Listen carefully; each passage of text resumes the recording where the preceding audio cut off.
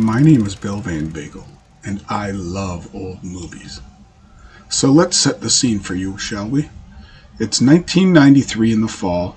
A young Bill Van Veghel at 19 is attending Carleton University and has come back with the boys from the pub after having downed a few beverages. So we're feeling really good. We sit down in the common room of the dorm and we turn on the TV. Now, one thing you need to know, and I'm sure Derek knows, in Eastern Ontario, you'll get the influences of late-night TV from Quebec, and they're a little more free with what they show. So we really weren't sure what was going to be on that night. And on comes the beginning of a movie called The Party. Now, one or two of the boys had seen the movie, but some of us had not. So we sit down in our jovial mood, feeling good after a few pops, and on comes this movie. And I have to tell you, I laughed my butt off.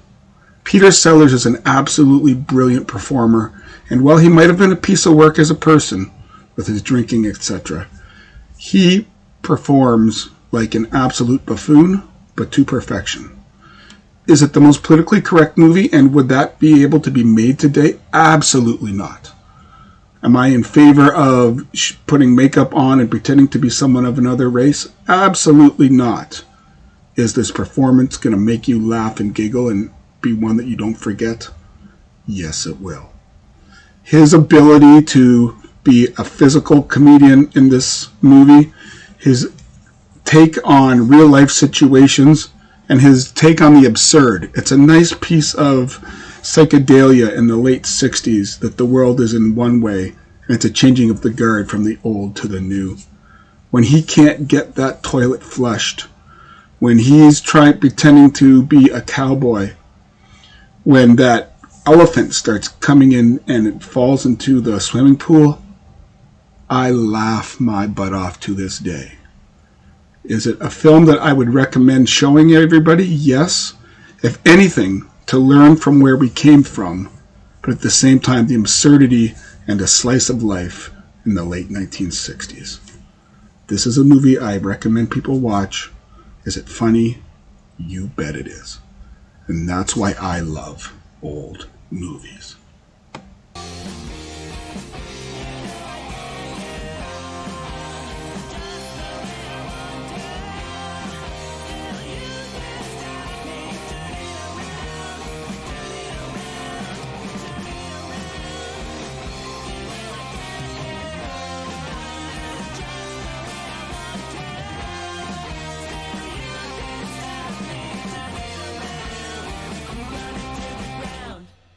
Hello, film historians. I'm Derek, and I love old movies.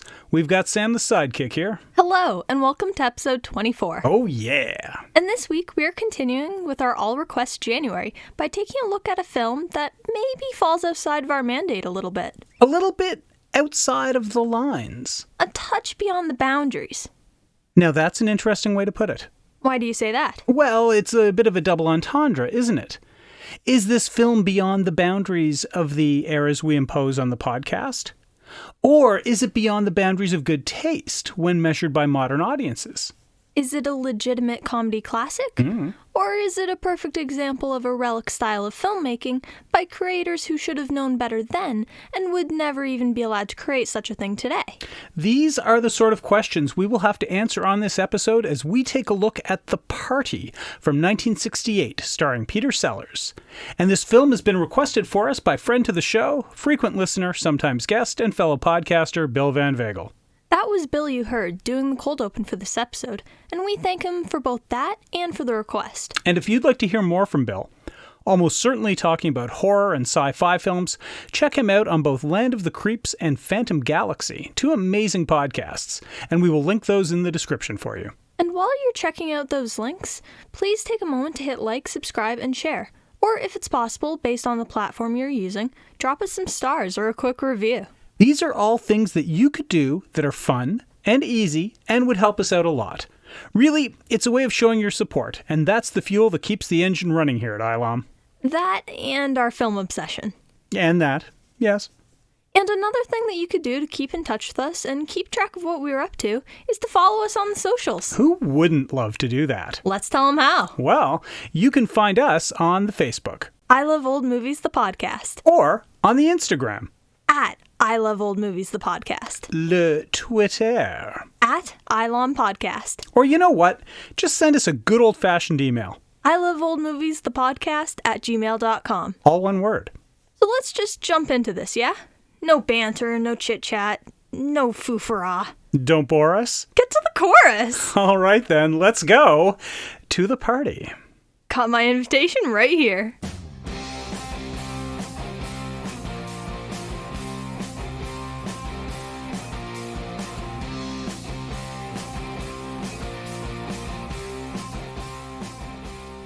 The writer and director of the party is Blake Edwards. Born into the Hollywood scene with a step-grandfather who was a film director and a step-father who was a stage director, Edwards grew up in Hollywood, eventually attending high school with the likes of Jackie Cooper and rooming with Mickey Rooney. After spending most of the 1940s playing bit roles in various films, Edwards got into screenwriting and turned out scripts for many television shows of the 1950s, perhaps notably for The Mickey Rooney Show and is creator of Peter Gunn. The first feature film he directed, Bring Your Smile Along, came out in 1955 and used his own script, which became a trademark of his work over the years, along with frequent collaborations with Peter Sellers and the use of Henry Mancini scores. Edwards released a string of hits, some might say classics, in the early 1960s, with Operation Petticoat, Breakfast at Tiffany's, The Pink Panther, Days of Wine and Roses, A Shot in the Dark, and The Great Race.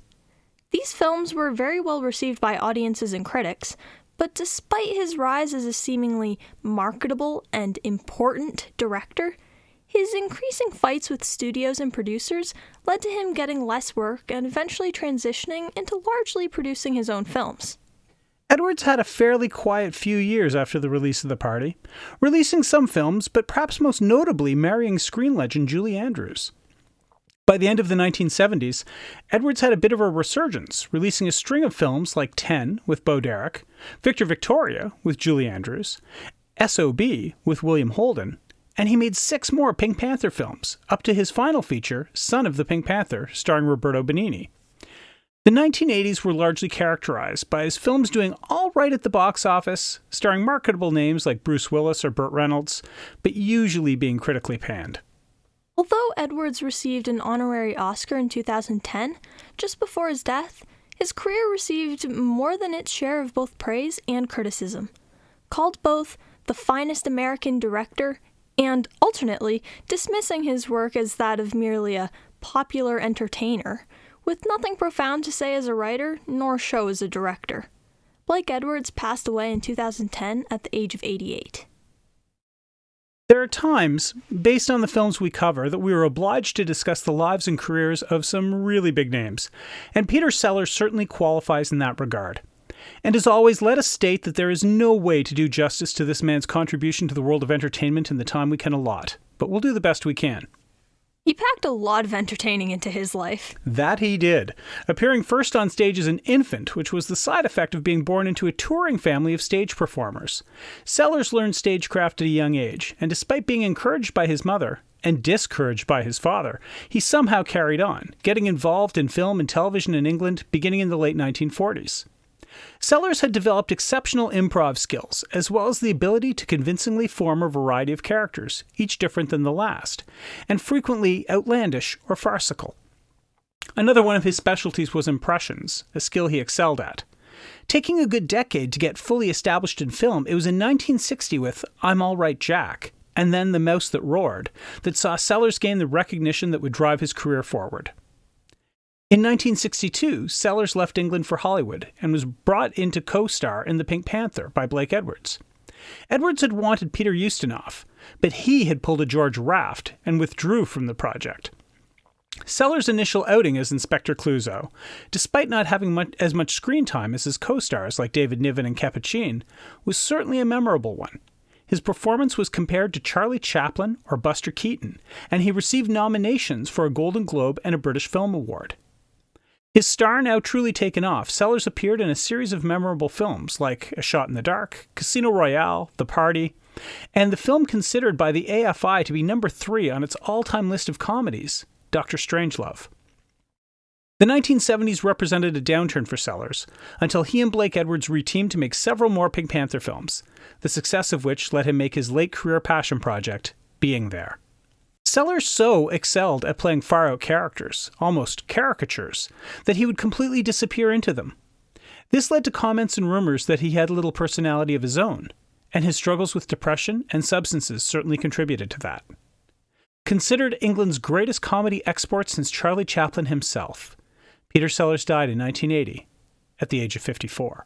French-born singer and actress Claudine Longet appeared in a few small guest spots in a series of U.S. television programs, such as Hogan's Heroes and McHale's Navy, prior to receiving a major role in The Party. Longet was also a recording star, and was also known for being married to singing star Andy Williams. Despite her fame and the success of The Party, her acting career did not take off, and she wound up playing the same kind of small, one-off guest spots on TV shows that she had been prior.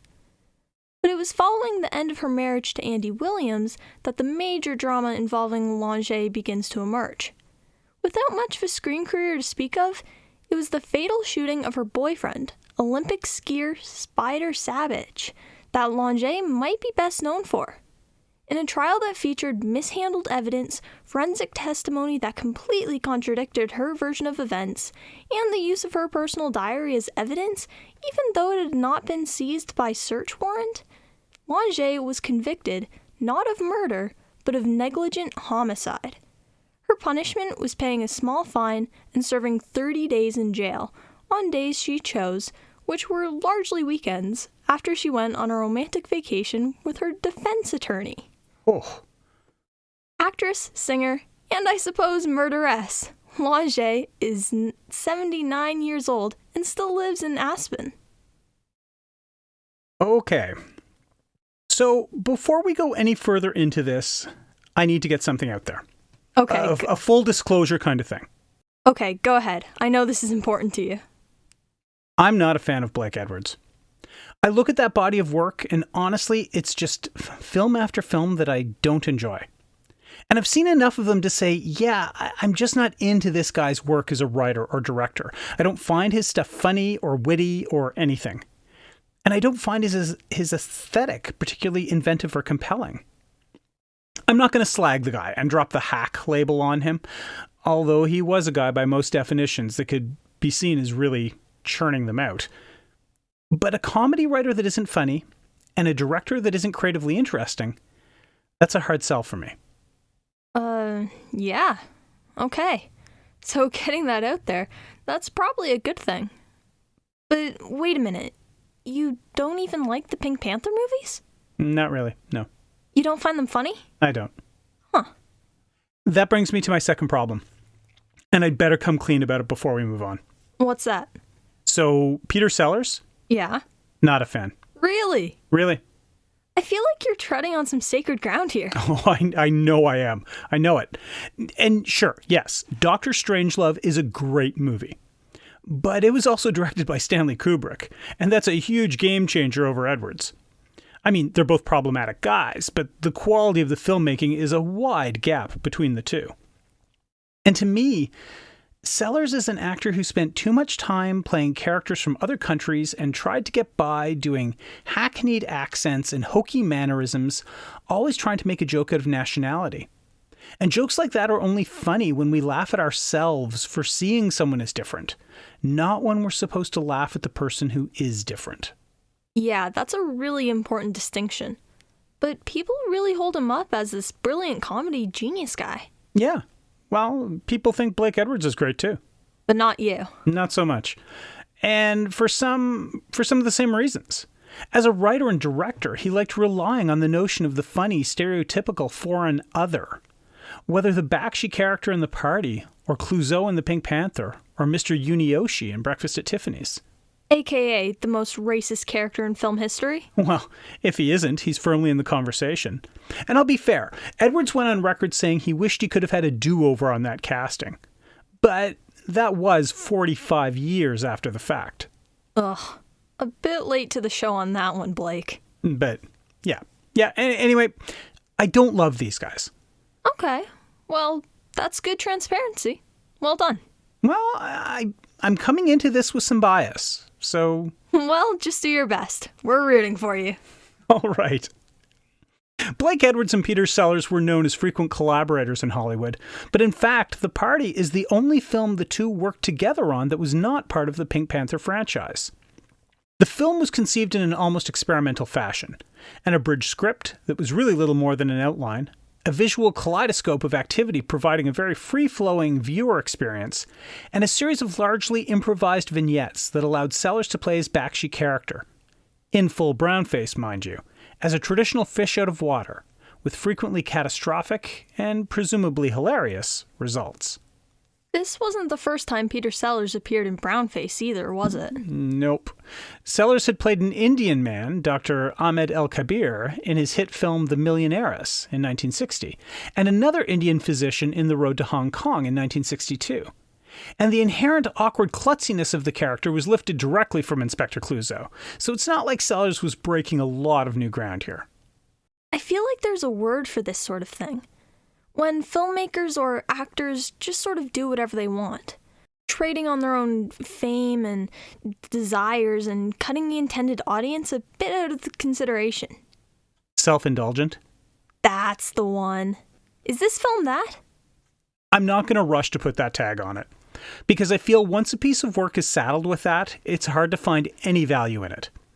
Clearly, the intent was to trade on the fame of Edwards and Sellers. They had a lot of name value, particularly together.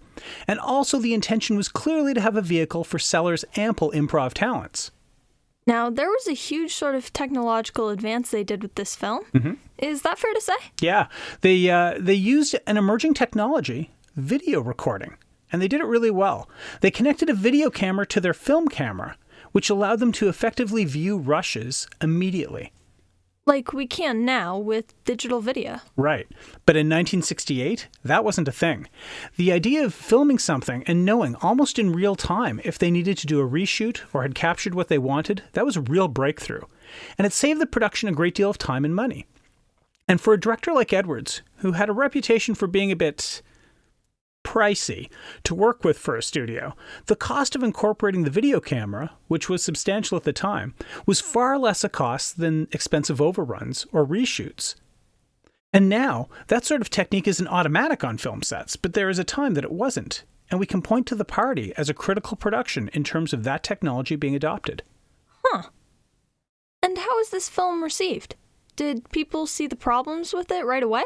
Or did that take time and hindsight? I'd love to say that hindsight has taken the sheen off of this film, but I'm not sure that it has. Even today, The Party is considered a cult comedy classic, and some historians consider it one of the most radical films of all time. Okay, by some historians I mean Edwards' biographers, but still, that's a big statement. It has been called one of Sellers' best films, despite the brownface. But make no mistake, the racism built into the premise and performance of this film have not been lost on people, neither at the time nor now. And The Party has received more than its fair share of very fair criticism on that matter. I feel like there's an and yet coming. Is there an and yet coming? Because I feel like there is. Very perceptive, kid. And yet... I knew it. Despite the criticisms, and despite the dubiousness of the conceit of this film, it was considered a favorite not only of Elvis Presley. I imagine he knew a thing or two about parties that got out of hand. And Indira Gandhi herself, who not only apparently loved the film, but was fond of quoting from it. The Prime Minister of India. Yeah. The Harundi Bakshi character is considered to be extremely influential, inspiring a legacy of characters that draw from this well, including Apu from The Simpsons, and Rowan Atkinson's legendary Mr. Bean. Mr. Bean pulls it off without any racist undertones, though. A refinement of the concept of the character. Fair to say? Fair to say.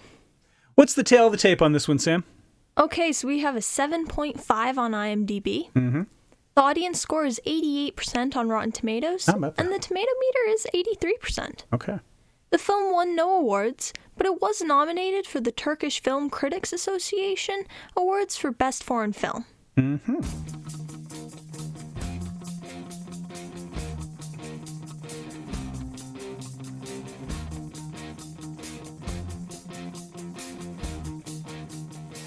We open on the MGM logo. And we see a rocky desert and a company of soldiers led by bagpipers marching along. In the rocks, turban-wearing soldiers lie in wait to attack. A bugler sounds his horn, triggering the attack. The poor bugler gets shot. A lot. By his own men, even. He's like Boromir, but with high-powered rifles and a horn. But no hobbits. The whole scene is part of a movie being filmed, in the vein of Gunga Din, a major epic. But the bugler ruined the scene by not dying and keeping playing. He's an actor from India they brought over, but there seems to be a communication barrier, and that's preventing him from following direction. His name is Hurundi V. Bakshi. Well, they waste no time getting to the fish out of water story. Nope. The next film scene, Bakshi ruins as well by wearing a wristwatch. And we get a nice close-up of Peter Sellers in brownface. The last shot they need to do for the film is blowing up a huge fort. But Bakshi wanders into the demolition area and blows the fort up by stepping on the detonator before the cameras are rolling. He's fired. And he's told he will never work in movies again. And that leads to his line, "Does that include television, sir?" The director tells the producer, Clutterbuck, to blacklist Hurundi Bakshi, and he writes the name down. But Clutterbuck has accidentally written it on the guest list for a big party he's holding. And that brings us to the credit sequence, with Bakshi playing his guitar and receiving his invitation to the party. He drives up in a tiny and weird three-wheel car that he parks nimbly between the bigger, fancier vehicles. Once inside the Clutterbuck mansion, Bakshi notices that he has mud on his shoe. He washes, then loses the shoe in an indoor pond they have, while the other guests watch, bemused. Okay, he's so clearly a white guy. Why didn't they cast a brown actor? Or just not make race an issue in this film?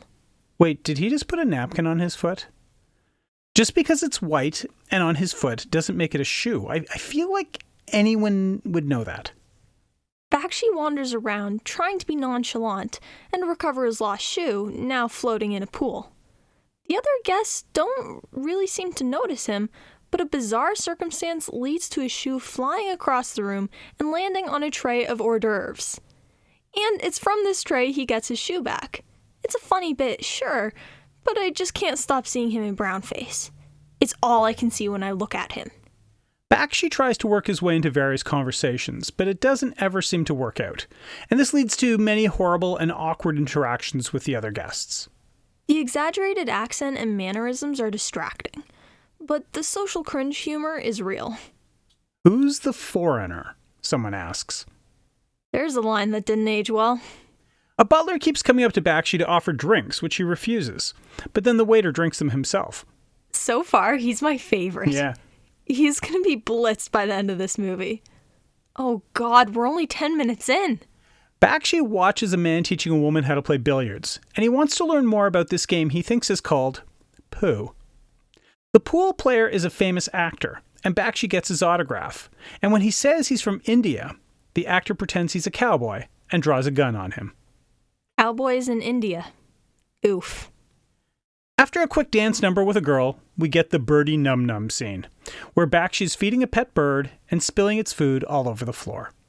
It's clear that so much of the humor is intended to be him saying words in an Indian accent. And the rest of the humor is him not understanding things because of the cultural divide, like the gigantic control panel that he comes across. Now, I can't really fault this as some kind of cultural thing, maybe more a class thing. Not many people have a big Star Trek control panel in their home. Okay, what is that big control panel? I want a control panel in my house. What would you do with it? Control things. Yeah, okay, fair. He activates a PA system and keeps saying birdie num-num into it, not realizing that everyone can hear him. You know, this isn't just fish out of water stuff. He's just an awful guest. He's socially inappropriate and he keeps touching everything. By pressing different buttons, he makes the fireplace roar, the bar retract into a wall, and a mannequin piss statue spray water over guests. Clutterbuck is still very upset about what happened on the film set, but he doesn't realize that Bakshi is the one that ruined his movie. He tries to stick his hand into an ice bucket, but it is filled with something. Caviar, perhaps? And his hand is covered in smelly goo. While looking for a bathroom to wash up, he he meets up with an actress guest and they make light, flirty small talk. Her name is Michelle Monet, and she's here as a Me Too date of some director guest of Clutterbuck. Everyone comes together for dinner, and there's a weird jostling for seats, and the increasingly drunk waiter tries to guide the traffic. The problem is, of course, Bakshi, who wasn't really expected to be there, so there's no chair for him. The waiter struggles to serve drinks and food due to his inebriation, and Bakshi sits on a small, short stool, rather than a chair, and it makes him look like a child at the table. And while trying to eat his Cornish hen, Bakshi watches as his meal flies through the air, landing in a woman's hair. We get the line, "Oh, excuse me, I just lost my mini turkey on that woman's crown." The waiter retrieves it, tiara, wig, and all. This is kind of the same gag as the shoe flying through the air. Bakshi causes the dessert tray to spill, and in the confusion, he excuses himself from the dinner table. And after dinner, Bakshi apologizes to Mrs. Clutterbuck and Mr. Clutterbuck for any problems he might have caused at dinner. But then he has to use the washroom, but cannot find one that isn't occupied. He considers a kitchen sink and a litter box. After a mishap with the sprinkler system, he arrives where Michelle is entertaining with some singing and guitar playing. But he still has to pee. Michelle has been trying to impress Clutterbuck, and her date Charlie has set all this up to showcase her and get her a screen test. But he also wants to get some casting couch action from her, and that gets foiled by Bakshi. Finally finding a toilet, Bakshi relieves himself, but somehow breaks the toilet. And drops a painting into the toilet. Oh God, the painting. He keeps rubbing it with toilet paper to get the water off and smears the whole thing into an unrecognizable mess. And then he manages to break the toilet even more, causing a flood. It's a wordless and pretty funny scene. Bakshi falls into the pool and is given alcohol, becoming instantly drunk, and trying to get him into dry clothes is a bit of a farce. But then the Russians arrive. And by Russians, we mean a music and dance troupe. The party is becoming increasingly chaotic and crowded. There is so much going on. Bakshi meets up with Michelle and they have a quiet moment together. She decides that she doesn't want to leave with Charlie. He freaks out and cancels her screen test. Vodka is flowing and everyone is getting as drunk as the butler. And with everyone drunk and partying hard, all of a sudden Bakshi and his antics don't stand out so much anymore. And it's not long before everyone starts falling into the pool. And then the Clutterbuck's young daughter comes home with all her friends and an elephant. Bakshi takes objection to the paint job the teens have given the elephant, since it's a symbol of his country, and they decide to wash the poor beast off. Okay, that is probably the most ridiculous thing in this film. How can this offensive character call out someone else for being insensitive to Indian culture? Hi, Pot. I'm Kettle. Have we met? Right? That's just too much. Everything is happening faster now. No one is walking anymore. Everyone is running. Everything is more crowded and louder, and Clutterbuck cannot believe the mess that his party has devolved into. Back at his house, Charlie puts together that the Bakshi at the party is the same Bakshi that ruined the war movie. But at the house, the soap from washing the elephant is flooding everything with suds, and an attempt to evacuate art to higher floors is underway. And everyone dances and swims in the suds, the party fully descended into madness. In the morning, Charlie returns, and there are police, fire, and ambulances at the mansion. Charlie tells Clutterbuck who Bakshi really is, but it's too late. Bakshi's gone, driving off in his three-wheel car with Michelle. Maybe they will date. There's a bit of a flirtation over a hat. The two foreign characters, both incapable of healthy relationships with anyone else in the movie, find each other. What's the message here? I guess we ponder that as things draw to a close. That was a movie we just watched. It sure was. Shall we just pro and con this, baby? Oh, I'll say we should. Okay, my pros. Number one, okay, so I really liked the waiter. He's the most consistent and funny character in the film, and at the end he even gets the girl, which pays him off in terms of an arc. It's rare to see such a small supporting role get a nice ending. What's so great is that his actions use class as part of the joke. The working stiff getting drunk on the rich man's dime. And that sort of class revolt humor is funny and relatable. It's ironic, since India is such a country of class and caste, that to have the best joke in the movie about an Indian character be a class joke between working class and the wealthy class in Beverly Hills. Number 2, the film is generally well-paced and laid out. The filmmaking bit at the beginning is thorough and worthy and seems appropriately vast and epic, and then the transition into the party is done slowly. Fewer guests, more low-key awkward shenanigans before it intensifies greatly as things progress. The real turning point is the meal. Once dinner is over, the film becomes a masterclass in the escalation of chaos in a way that even the Marx Brothers would have to tip their hats to. And 3, the party is a visually lush film, and since it comes from a director that isn't especially creative that way, I want to point it out. The film's palette is very bright, and the mise-en-scène constantly filled with a variety of moving parts. People, animals, even furniture and artwork. The effect is kaleidoscopic, creating a dizzying feast for the eyes. Say what you will about the more challenging aspects of this film, and I will in just a moment. It's a fun film to look at. My cons. The fish out of water storyline is a classic. And when you try to add a cultural divide as well, the potential for very human comedy intensifies. And the movie tries to make Bakshi that kind of character. Inherently noble, filled with good intentions, and is a desire to fit in, albeit without any wherewithal or savviness. But he is such an other that he is largely ignored until he does something ludicrous, and even then he seems to be overlooked since he's a foreigner. And he might not know any better. But the funniest bits in the movie don't rely on Bakshi's ethnicity, which makes one wonder why they bothered with the Bakshi character at all. It could have been any other socially clueless, big-hearted half-wit, and the movie would have been fine. But by making the ethnicity of the character part of the joke, and worse, having him played by an actor in brownface, the joke is ruined, and it's not enjoyable by today's standards. Number 2, the Elephant Reproach. That this film in general, and the Bakshi character specifically, can be viewed through the lens of the racism they demonstrate, it might be the most audacious moment of the entire movie when Bakshi tells Clutterbuck's daughter that by painting the elephant they have offended his culture due to the importance of elephants in India.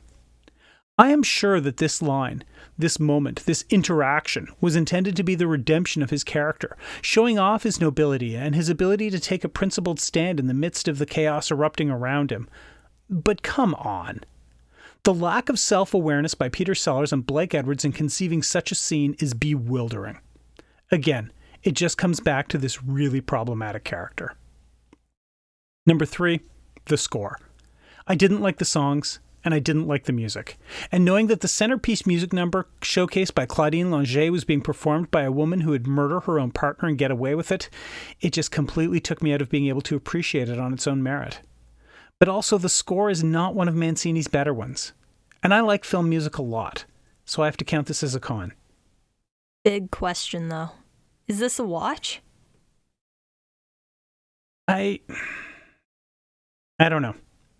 I don't know. How do you recommend a film like this?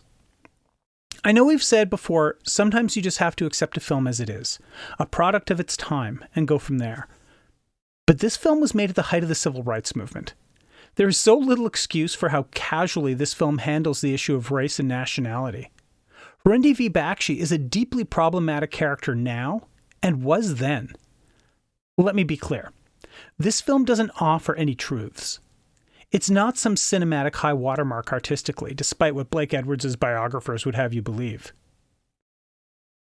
It's more of a circle jerk by a director and an actor who didn't mind using racism to make jokes, and who by this point in their careers definitely should have known better.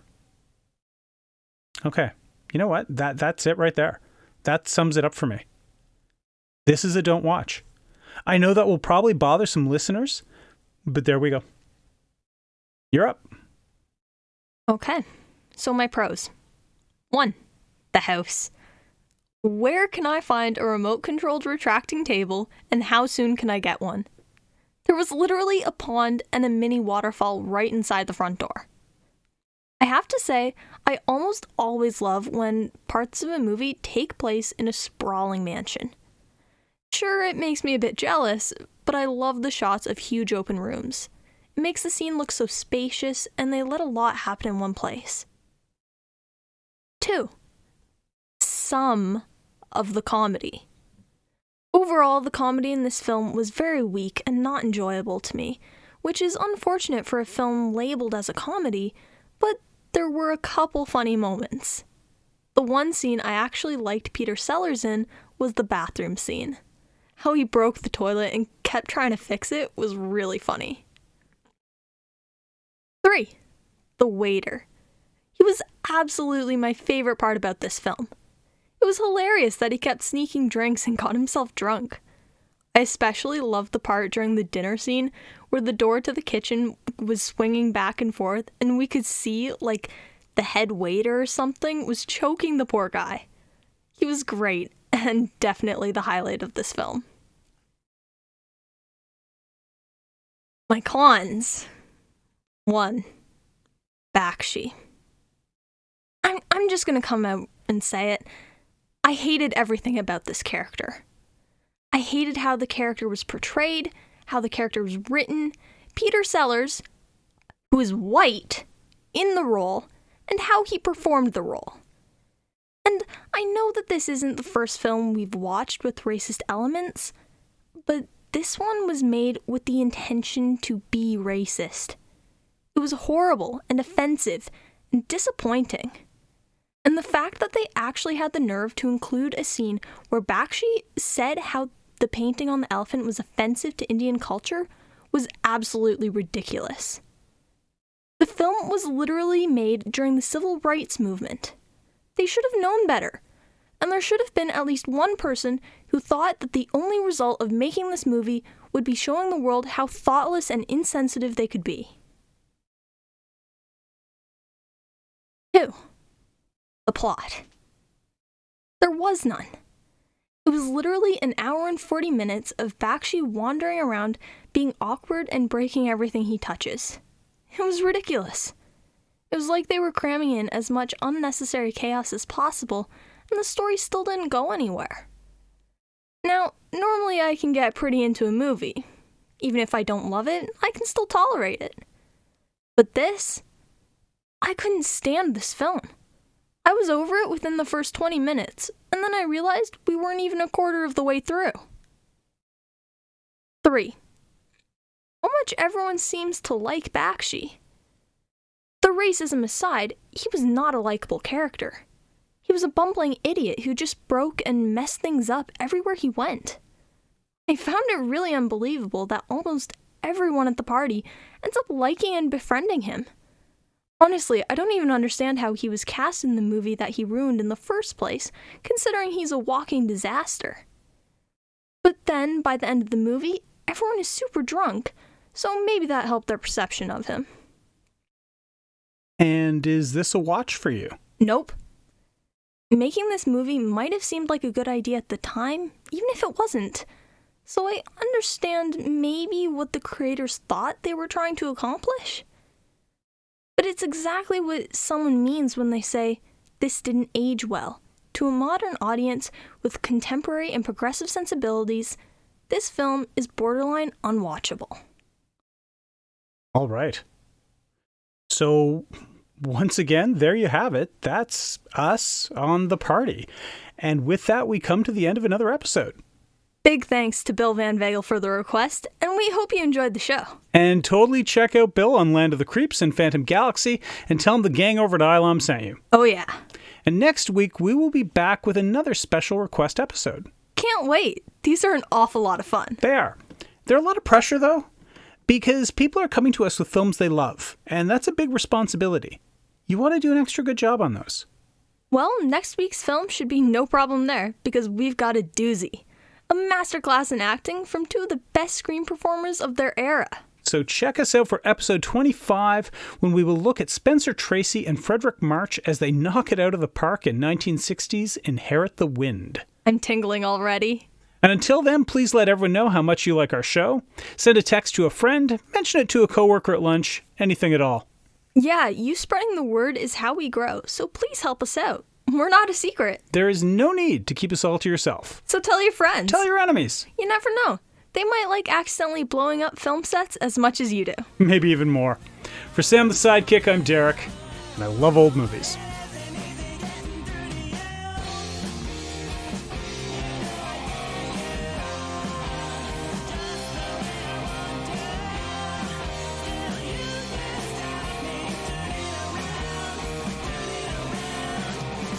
Additional research for I Love Old Movies, the podcast, is done by Nikki Weatherden. Audio clips come from freefx.co.uk. Images are used through the provisions of fair use, and our theme song, Burning Bridges, is by The Crocs.